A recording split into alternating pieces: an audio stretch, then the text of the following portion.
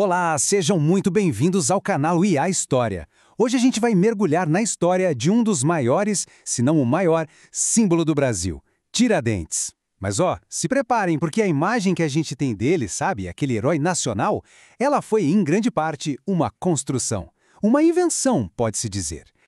Pois é, essa figura aqui que todo mundo aprende a reconhecer desde criança, né? O homem de barba, cabelos longos, aquele olhar meio sofredor, quase santo.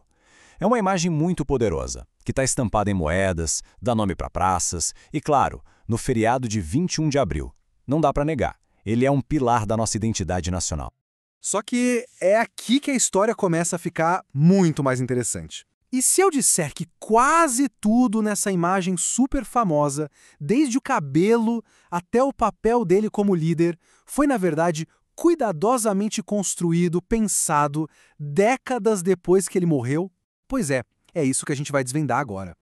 Então, para a gente entender essa história toda, nosso caminho aqui vai ser bem claro. A gente começa com essa imagem que todo mundo conhece, aí a gente vai descobrir quem era o homem de verdade, por trás do mito.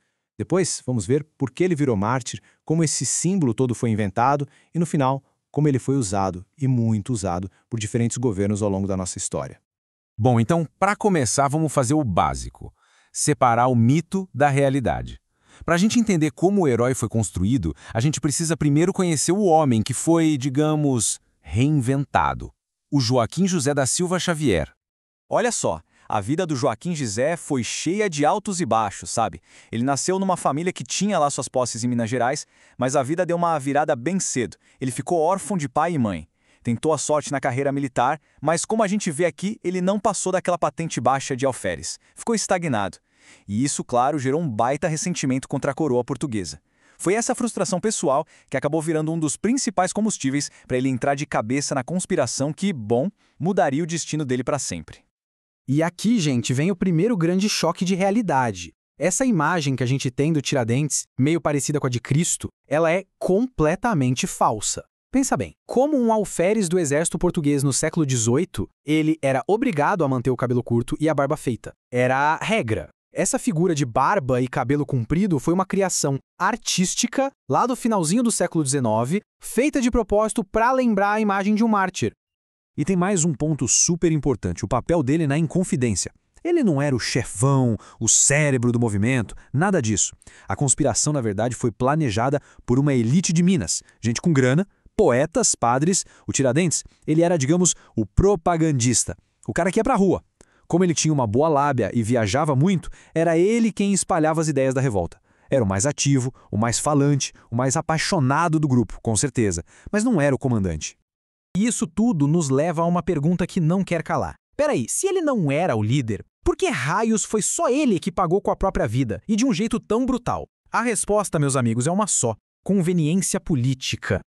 Vamos entender o contexto.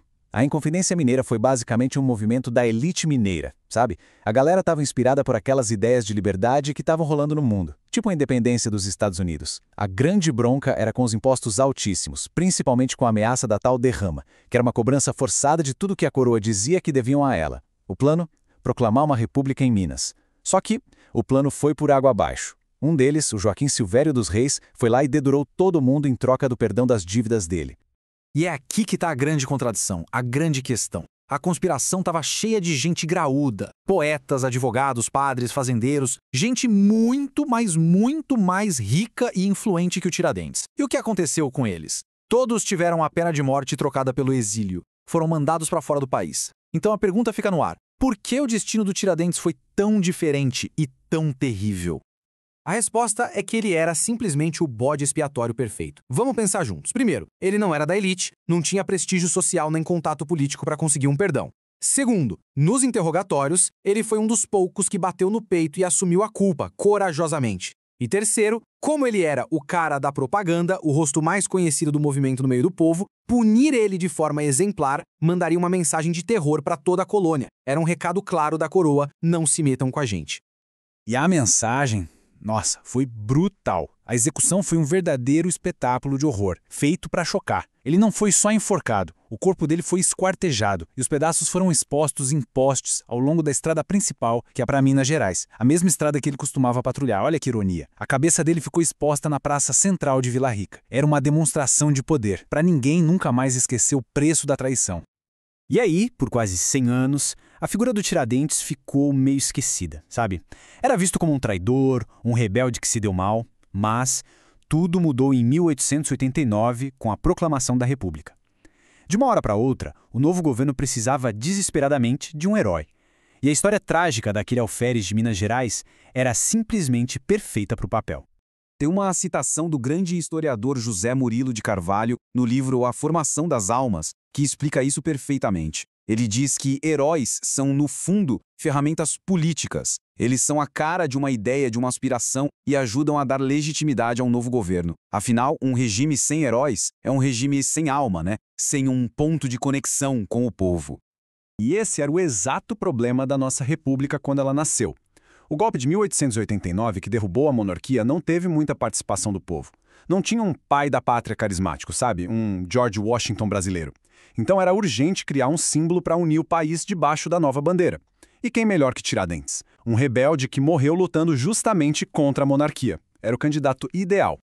E aqui a gente tem, basicamente, a receita do bolo para criar um herói. Olha que genial! Passo 1, pegar um mártir de verdade, um rebelde anti-monarquia com uma morte brutal. Passo 2, exagerar o papel dele, transformar o propagandista no líder supremo. Passo 3, e essa é a jogada de mestre, alterar a imagem, criar aquela aparência de Cristo sofredor, perfeita para gerar empatia num país super católico. E para fechar, passo 4, associar o sacrifício dele pela pátria com o sacrifício de Cristo pela humanidade. Pronto, a República ganhava uma aura quase sagrada.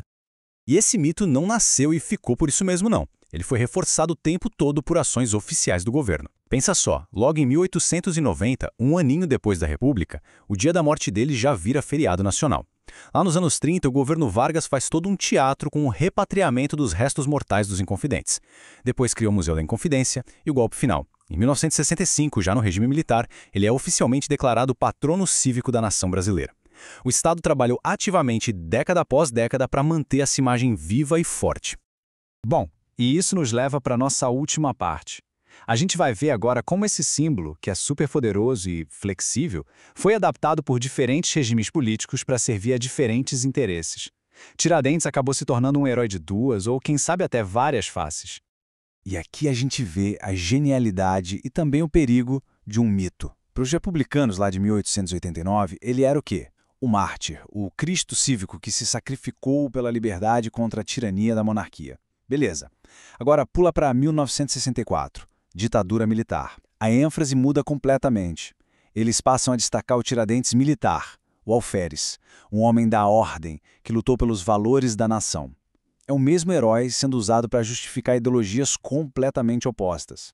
Esse gráfico aqui resume bem essa ideia. De um lado, a República, que pegou a narrativa do mártir da liberdade e colocou ela no volume máximo.